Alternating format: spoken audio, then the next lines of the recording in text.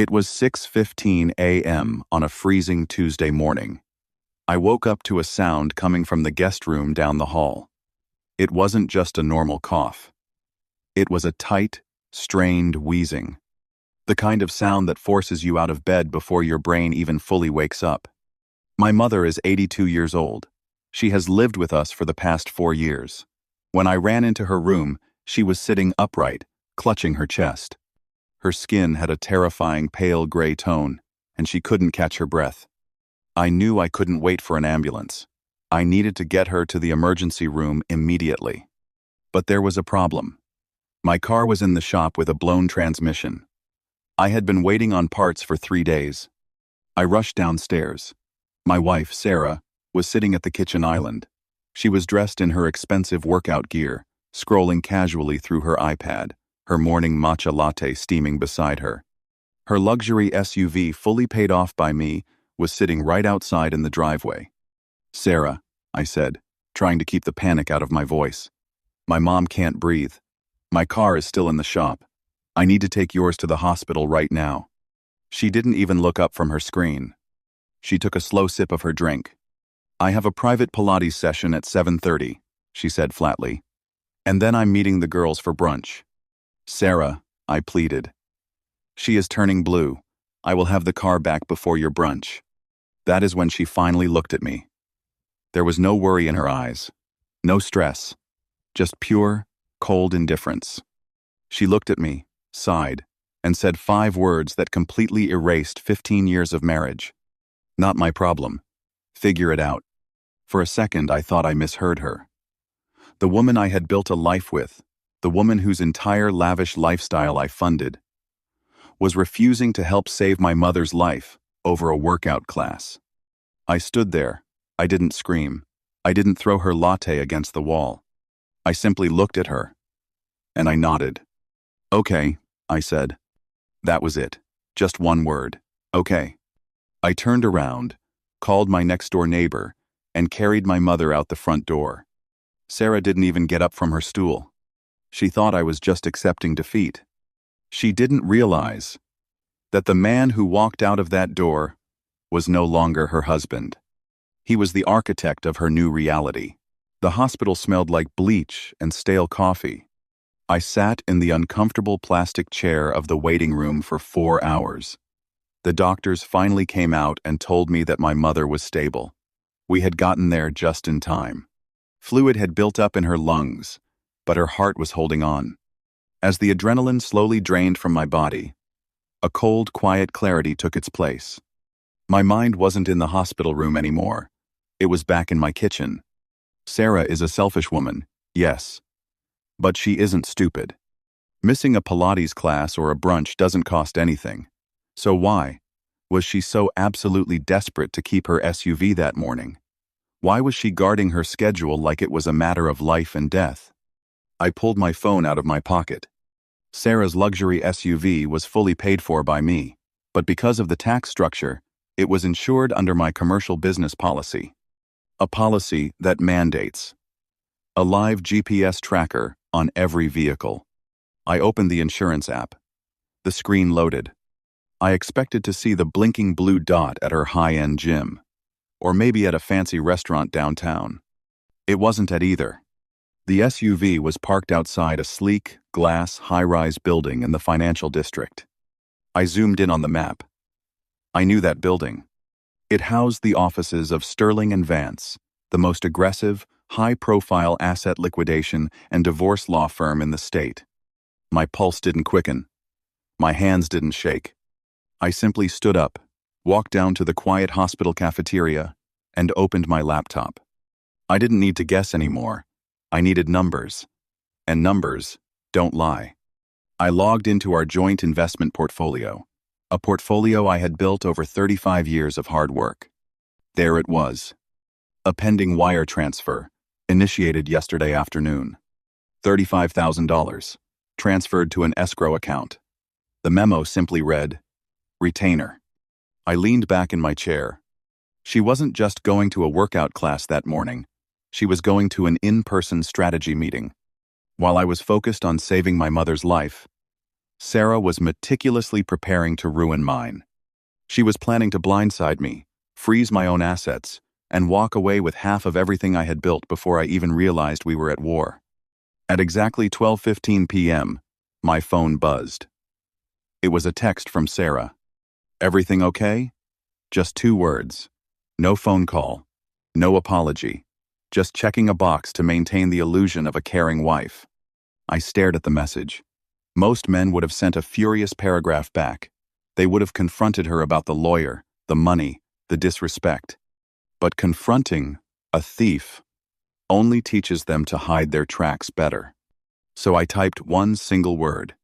Stable. I closed my laptop. She thought she was playing chess with a blind man.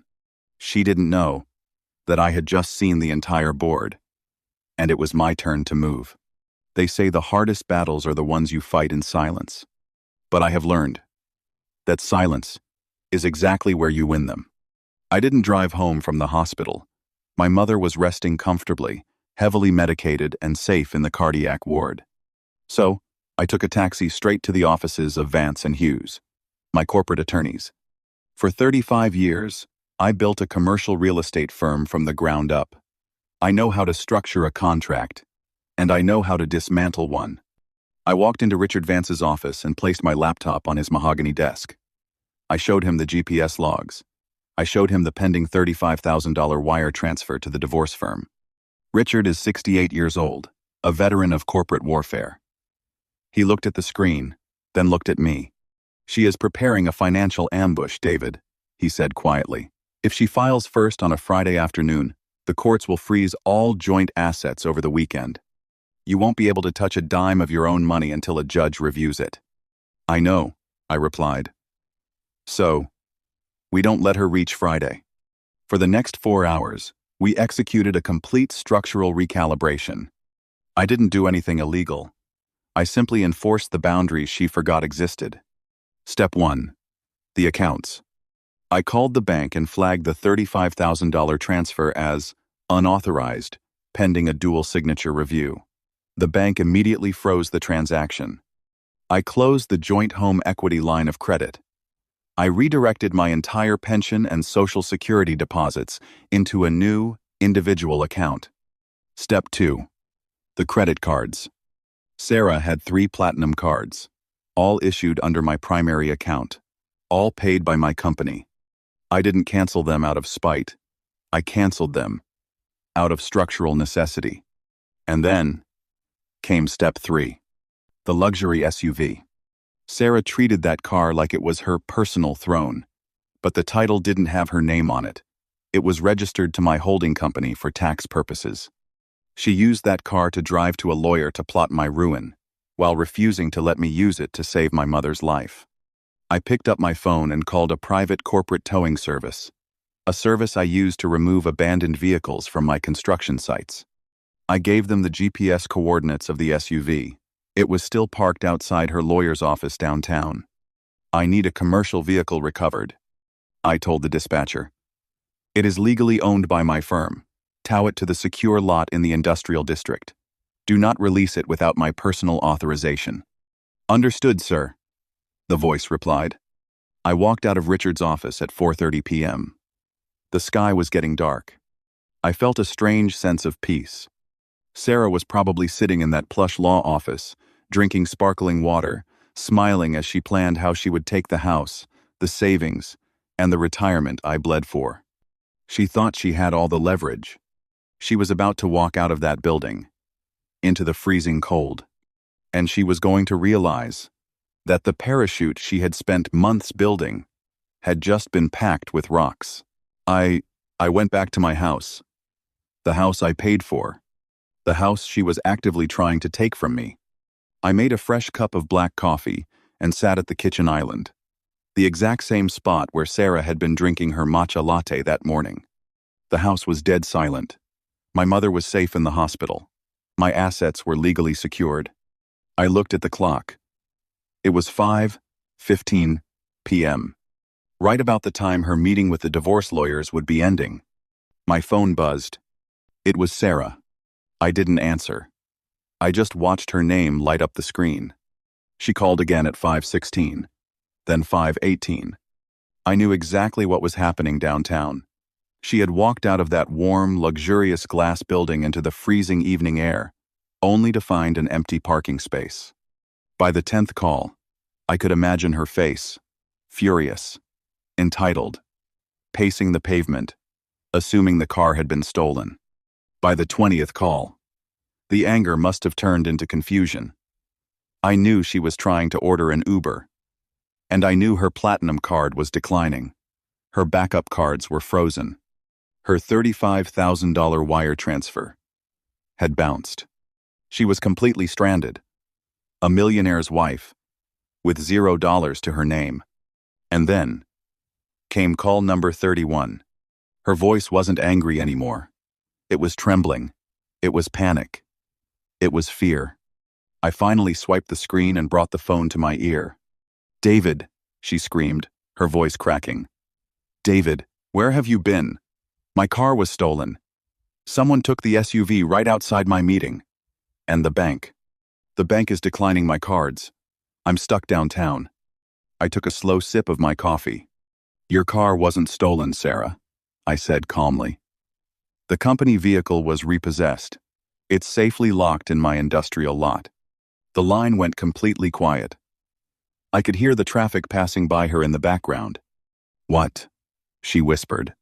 "And as for the bank," I continued, my voice perfectly even, "I intercepted your $35,000 wire transfer to Sterling and Vance. You see?